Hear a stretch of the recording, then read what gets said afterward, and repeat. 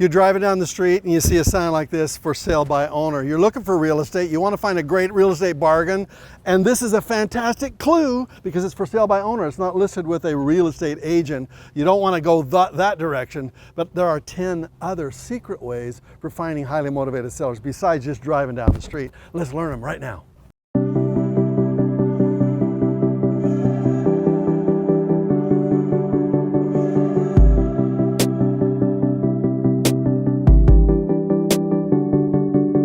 Hi, Robert Allen here, and we are talking about how you find incredible real estate bargains. And I'm going to use a term you probably have never heard before. It's called a don't wanter.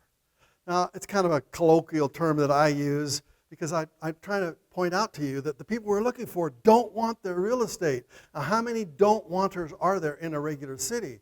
About 1 to 3% of the people that are listed in any way you can find them are going to be highly motivated to sell. And that's who you're looking for. You don't want to go through a real estate agent who are dealing with people who are really not highly motivated to sell because they're not going to be flexible. And so what we're going to talk about now are 10 ways to find those special kinds of people called don't wanters. And we just came from me showing you a for sale by owner. What I love about for sale by owners is because they don't really want to list with a real estate agent.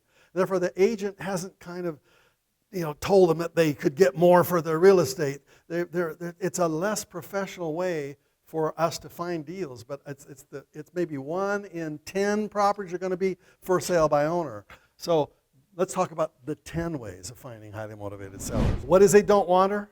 A don't wanter is the owner of a house who, for whatever reason, is looking to get rid of their property as soon as possible. They may not be able to afford very much time waiting to sell their home, and so are more likely to provide a good deal. So there are lots of reasons why a person becomes a don't wanter. Most people don't believe it, but there are at least 10, 15 ways why people become highly motivated to sell. Let's look at those reasons. I said there were 10 or 15 ways of finding highly motivated sellers, don't wanters. Actually, there are 20, and it spells the words don't wanter conditions. It's an acronym. I love acronyms. So, for example, do you know somebody who's gotten a divorce? Do they want their house anymore?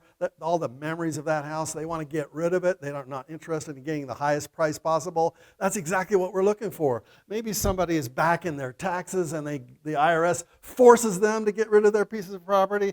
Maybe there's some sickness in the house, and they need to sell it in order to raise some money to be able to pay their medical bills.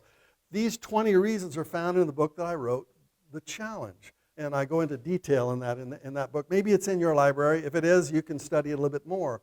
Bottom line is, there are 10 ways of finding these 20 types of people, and that's what we're going to talk about right now. Now, these 10 ways, I said earlier that they're secrets. They're really not secrets. They're just 10 strategies for finding highly motivated sellers. But the reason they're secrets is because nobody uses them.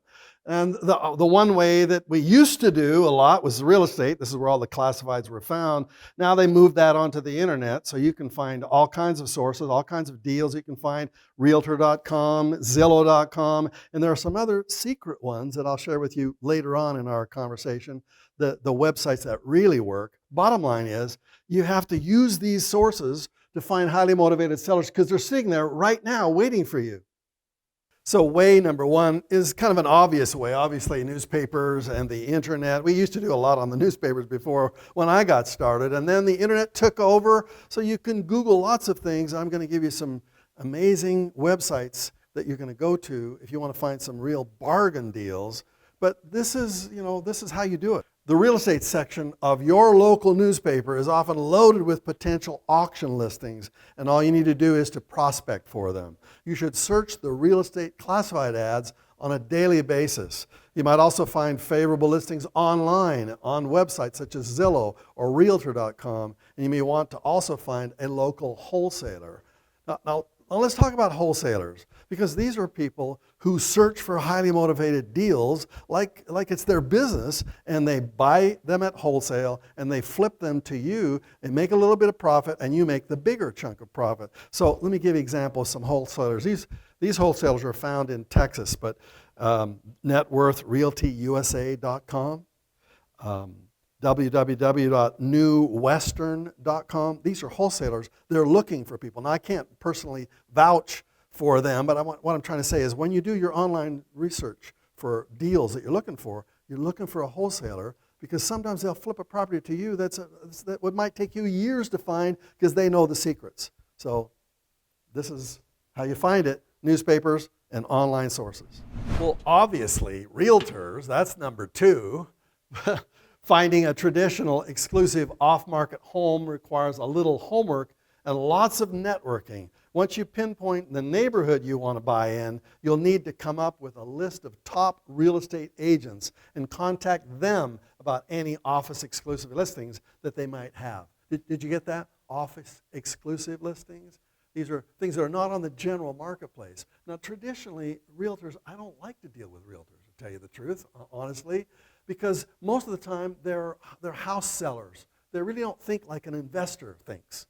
I want to find a person who thinks like an investor. So I'm going to ask that question to agents when I walk into their office. Is there anybody in here who specializes in finding real estate investment properties? I want to go to that person because they know how I think. A normal, traditional, house seller, they don't get it. They don't really understand that there are highly motivated sellers. And don't deal with them. Deal with only exclusive people who really understand our mindset. Now, number 3, your sphere of influence. In other words, as you roam around the world, you're going to talk to people who are going to ask you, what do you do for a living? And you're going to say, I'm a real estate investor. And you're going to take out your business card and you're going to say, if you find a property that you think might be great, here's my card. And you write the number 1,000 on the back of it. You say, if I buy that property, if it's a really good deal, I'll pay you a finder's fee. Now, why do you do that? Most likely they'll never call you on the phone. But what it does is it really highlights to them and it kind of magnetizes them to thinking like you. So when they're driving down the street and they see a really good deal, they might think of you and they've got your business card, they give you a call. Now, roaming, as a sphere of influence is everybody you're talking to. Parties you go to church, there are people that you're talking to. You are always talking about the fact that you're looking for highly motivated sellers. And once in a while, you're going to stumble across the deal of a century. But if you don't do any networking like that through your sphere of influence, you find nothing. So you have to network. Okay, number 4, focused wondering. What the heck does that mean? That means sometimes throughout the week, you're going to take a little side detour. You're coming to and from work, take a different route and look for sale signs. Remember that secret for sale sign we talked about at the very beginning, for sale by owner? You see one of those for sale signs? You stop, you walk up to the door, you ring the doorbell, and you say, are you interested in selling your property? Because these people are not professionally handled by a professional real estate agent, and they want to sell. That's why they got the sign on the front yard. Don't drive by and take the number. Stop and walk in and ring the doorbell, and you'll be amazed. Every once in a while, you'll find a deal that'll blow you away. Number 5, lending institutions. Bank REOs and foreclosures are excellent sources of properties to auction, simply because the bank's goal is to get rid of the property as soon as possible. Most banks and lenders list their REO properties with local real estate agents. Auctioneers can solicit the real estate agents that handle the sale. But they can also call the banks or lenders directly for available foreclosures on hand. Now, I said some words you might not have understood there. REO, what the heck does that mean? Real estate owned. Now, banks, they make mortgages, right? They have mortgage companies. That's what they do. That's their business. They want to earn interest. But what happens if that mortgage goes bad? They become a don't-wanter. They don't want these properties. And therefore, they list it with someone in their bank who is the REO specialist, and that person's job is to get rid of all these junk properties as fast as they possibly can because it shows up on the bank's statements. And if the bank examiner comes through and sees they've got lots of foreclosed properties on their books, they get their hands slapped. So they want to get rid of them. So you want to make friends with somebody who is the REO specialist in that bank. And since there are lots of banks, you can literally call 20 or 30 different banks or mortgage companies in your city or your area and finally track down that one person. It may take you weeks or months to finally track down that person. But once you finally find that person, how do you deal with them? You just say to them a question like this. Tell me what your worst property is. what's the one you ought to get rid of the most? And help them sell that one. Help them get rid of that one. And then, therefore, that person is going to be beholden to you. They want to help you because you help them. You may not buy that terrible property. You might just help them sell it. The point is, every once in a while at an REO specialist, they're going to flip you a deal that'll take your breath away. But it takes time to cultivate. So cultivate away with the banks and lending institutions. Number 6, your own advertising. Now, real estate agents, they put ads in the newspaper, but why don't you do that? Because if you do something that's very different or unique, sometimes you'll find deals out there that nobody can find because they are answering your ads. So, buyers have tools available to them online to find non-MLS listings, such as for sale by owner, FSBO, or even Craigslist. Sometimes putting out your own advertisement saves the seller the work of having to find an interested party. Due to the popularity of the internet, even off-market listings featured online may be highly competitive. Now, where should you advertise? Well, obviously Facebook ads, Google AdWords, things like that. Are you trying to sell your property? Sick of your property? Want to get rid of it?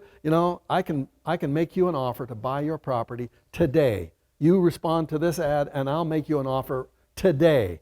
So obviously you're only going to write an offer based upon what you think is a bargain price for you. But wouldn't you write an offer on any property if they said they were willing to sell at 20% off the listed price? Of course. So doing this kind of advertising, reaching out and spending money, oh yeah, it's going to cost you money. But eventually, what if you found one bargain deal that made you $50,000 in 1 year? And you spent, let's say, $2,000 or $3,000 to find it. Would that be a good return on your investment? Hello? Your own advertising, yes.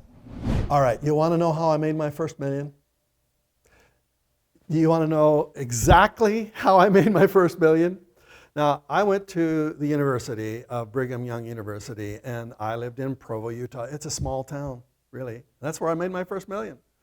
And below the university, there are about 10 square blocks.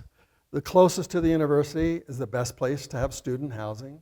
And so I literally went down to the county courthouse and I took the addresses of every single property that was located within a 10 square block area of my city. I knew the owners because it's a public record. And I knew what their addresses were, and therefore I could send a letter to those addresses or the owners of those properties, and I could find to see if there were some highly motivated sellers. Well, let's say there were probably 500, 600 properties in that 1 square block of area. I told you that 1 or 2, maybe 3% of the owners are highly motivated to sell. So that meant there had to be at least 10 properties located in that local area that would be willing and wanting to sell right now. And therefore, what I did is I literally went through the addresses and sent letters to those people. And yeah, it cost me some money. It did. But I got responses back. And I bought literally 3 properties, only 3, in that 110 square block area of my city. One of them made me $500,000. The other one made me $300,000. And the other one made me like $100,000 or $200,000. What I'm trying to tell you is it was work that was well worth my time. But no, most people won't be willing to do that. What I want you to do is to find a target territory in your city, an area where you say, just like I did, my target territory was right below BYU. Where is your target territory? Is it close to a mall? Is it close to a shopping area? Is it close to downtown? Is it close to a work area? You pick that as your target territory, and you literally select that place where you're going to drive through and look every single week to see if there might be somebody who's willing to sell. You could send a letter to every single person in that area. I guarantee you'll find one property where they'll sell to you. Maybe they've never been talked to by a real estate agent. Nobody's ever contacted them. They haven't even thought about selling until they get your letter. This is called direct mail, and it's really powerful because it made me $1 million. Clubs. Number 8 is club. What do you mean by clubs? You know there are clubs of real estate investors all across the United States and probably in other parts of the world as well. investors who get together and they rub shoulders with each other, and they sometimes bring deals to those investment clubs, and sometimes they bring the money to fund those deals. So in one spot, the money and the deals are found. And you just need to join a club like that. Now, how do I know about clubs? Well, back when I got started in my career, I formed clubs called RAND clubs, RAND clubs. That stands for Robert Allen Nothing Down. And we had clubs all over the United States where we did our seminars. When a person graduated from my seminar, they went to the RAND Club, and we had a fantastic experience. Eventually, I decided to move away from that. It's not something I wanted to manage, and I let the clubs go. And so my competitors and I formed this group called the REIA clubs. REIA stands for Real Estate Investment Association. And when you go to Google REIA, and you're going to find if there is a club in your local city. And I highly recommend you belong to it, because you're going to learn things in those clubs that you probably won't learn any other place. And you might find a deal in there, or you might find the money to fund your deal, because it's sitting amongst those group of people just thinking the way you think. Highly recommend you join a REIA club.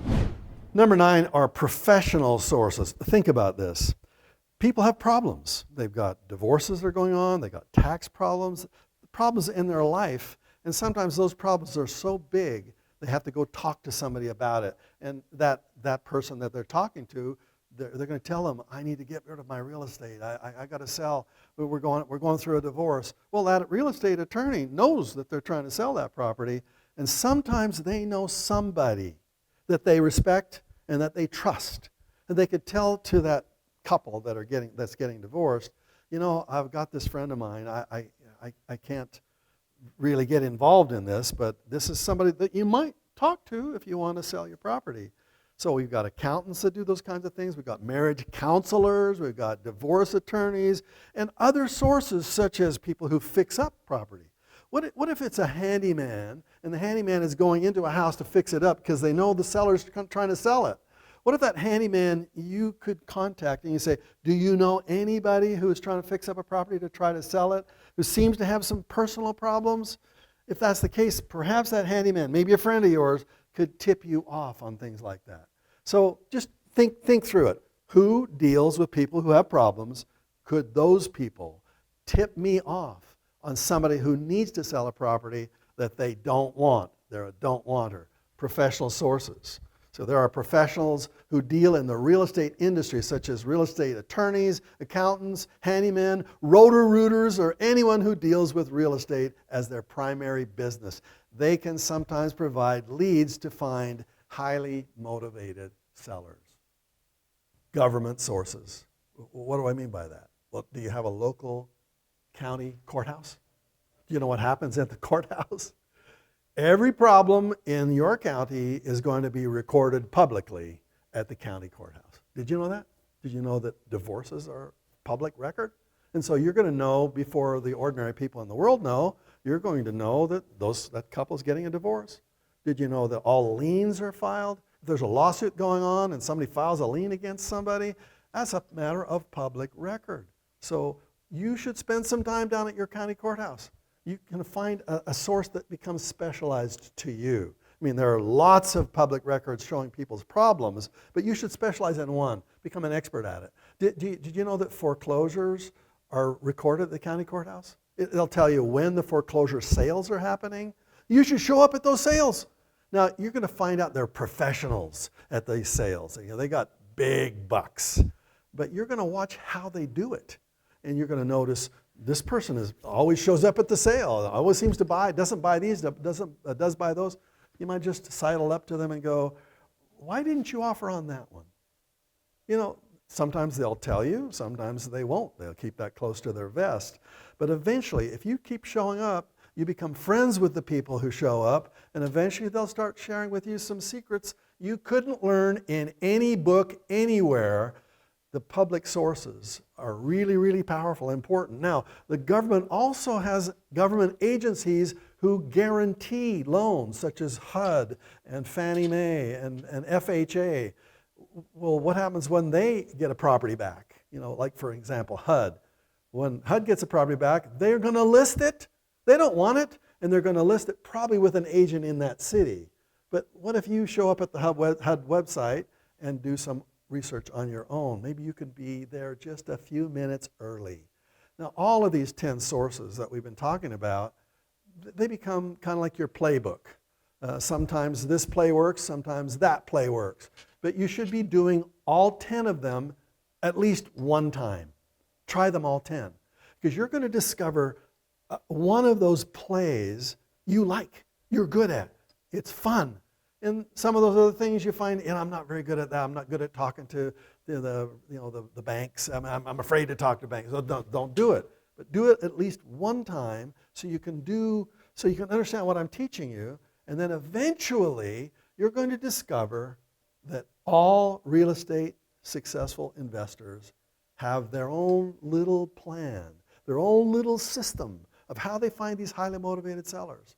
And you're going to discover your own system, and then you're going to use it to find 1, 2, 3, 5, 10 unbelievable deals in your lifetime.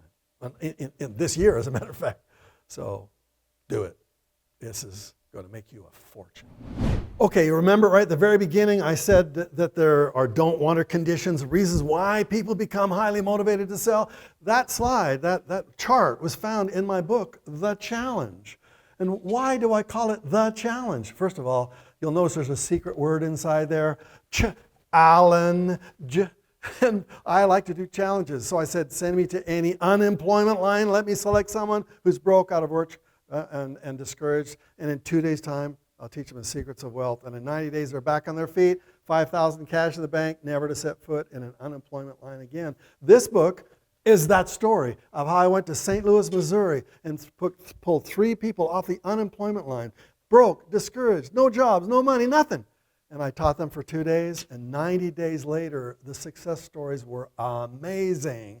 And I want you to read this book, because this book will change your life. I guarantee it. You're going to discover things in this book that you've never ever thought about. The mindset, how you think like a successful real estate investor. So I want to give this book to you for free. Just pay some small handling fees for us to get it to you. And if you read this book, you're going to read it because you have to if you want to succeed. I'm going to give you the book that changed my life. And that's the book called Think and Grow Rich. You talk to any really successful billionaire and they'll tell you that that book was the book that got them started. So I want to give this book to you, the digital copy of it, so you can read the exact words that I read. And in addition to that, I'm going to give you the audios of me reading the entire book. So you have not only the book itself, but the audios of it. You can listen to it on the way to and from work. You don't want to stay at that job, do you? Listen to these audios, and it'll get you out of that job faster than anything.